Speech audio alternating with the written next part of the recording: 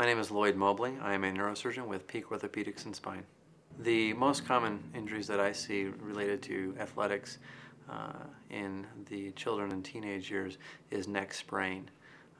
That usually involves pain in the muscles of the neck after an injury.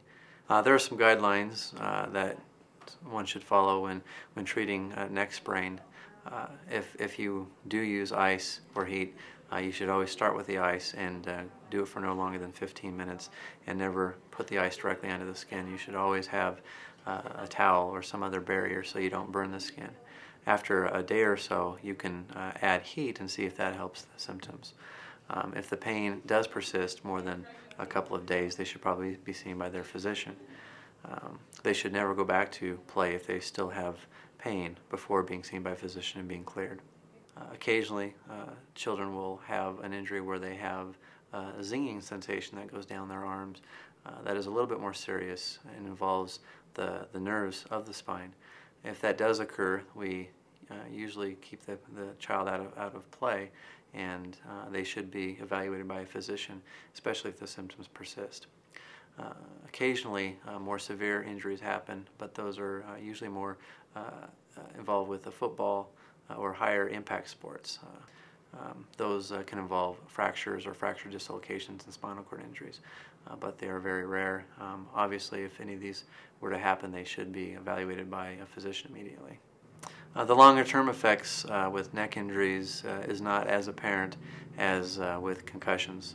With concussions, there is an additive effect, but it's not necessarily the same with neck injuries, except when you talk about athletes as they get older and they have the degeneration changes in the spine that you see with chronic injury to the nerves with multiple injuries.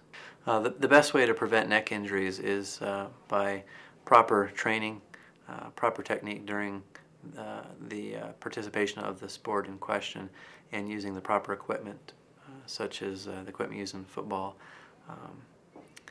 Stretching before the game can help prevent neck strain and sprain, and using proper equipment can help prevent the more serious injuries such as nerve injuries and neck fractures. There are some things that parents should remember when dealing with any kind of spinal injury.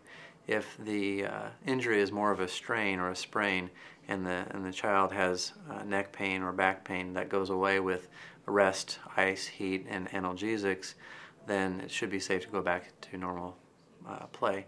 If the neck pain or the back pain persists, then they should be seen by a doctor. Anytime that the child has symptoms that go into the arm or the leg, they should be seen by a physician as well. If the pain is very severe and doesn't respond to the ice, heat, or analgesics, then they should also seek medical attention quickly.